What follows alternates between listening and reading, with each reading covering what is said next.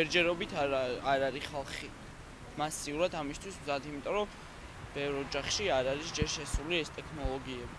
ამიტომ მე ვფიქრობ, რომ 2015 წელს უნდა ჩატარდეს გამოკითხვა ხალხში, იმის მიხედვით გადაწყვიტონ. მისული არის ქვეყანა იმ დონეზე, რომ გადავიდეს ამ ციფრულ მაუწყებლობაზე და იქ ხალხი გამოხატავს თავის აზრს. უნდა თუ არა რომ გადავიდნენ ამაზე. მზად არის, რატომაც არა. და რატომ? რავი, მე მგონი ციფრულ ტექნოლოგიებში, მაღალ ტექნოლოგიებში არ ჩამორჩებით სხვა ქვეყნებს და საკმაოდ ჩქარა ვითარდება ყველაფერი და მე მგონი ჩვენც ფეხს უბავთ.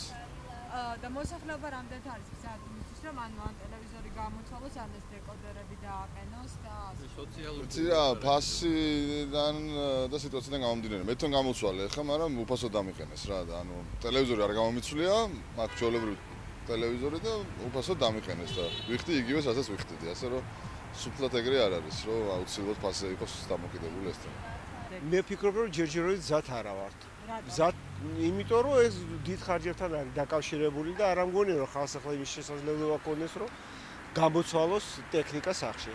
და თქვენ როგორ? პირადად მე არ მიფიქრია მართალი გითხრათ ახლა ამაზე. ნამდვილად არ მიფიქრია. მაგრამ 2015 წელს როცა ფაქტის წინაშე აღმოჩნდებით, იცით რა არის 3 წელი გვაქვს კიდე წინ და ვნახოთ როგორ იქნება. დიდმა ნაწილმა მოსახლეობის შეიძლება ვერ შეძლოს, მაგრამ დიდი ნაწილი შეძლებს ამის. თბილისის მოსახლეობა ალბათ მზად არის. რატომ ფიქრობთ თბილისის არის? რა ვიცი, იმიტომ რომ ვითარდება ქვეყანა და წინსვლა იქნება ეს. გარკვეული ნაბიჯი წინსვლისკენ, ხო?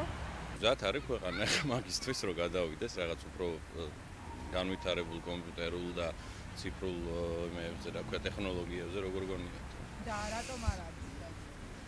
ნუ რომ მიმოიხედო ხა ქვეყანაში ხო 80% უმუშევარია.